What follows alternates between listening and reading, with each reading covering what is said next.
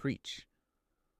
Reverend Elijah James stood before his congregation at New Light Baptist Church, his voice rising and falling like the waves of the Charlotte River.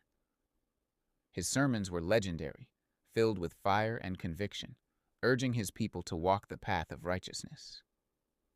In Charlotte's West End, he was a shepherd to the lost, a guiding light in a world of darkness.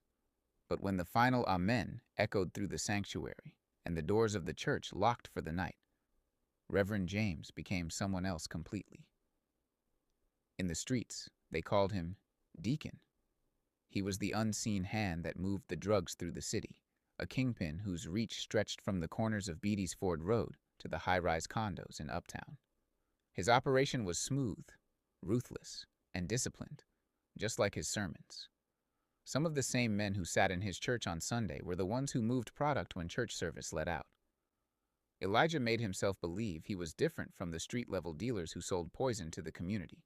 He kept violence to a minimum, made sure his operation funded scholarships, fed families, and even helped keep the lights on in the homes of struggling single mothers. In his mind, he was a necessary evil, an angel with clipped wings. Detective Marcus Riley of the Charlotte-Mecklenburg PD wasn't buying the act. A former member of New Light Baptist, Riley had grown up under Reverend James's sermons. He was aware of the good deeds the pastor did, but he also knew the bodies that turned up when deals went left. The overdose cases piling up in emergency rooms were all connected to James. Riley made it his mission to personally bring Deacon down. Riley got a break when his team was alerted about a bad deal that ended in several deaths. On the surveillance video, an all-black Denali was spotted leaving the scene. The vehicle looked all too familiar to Riley. Then it hit him like a ton of bricks.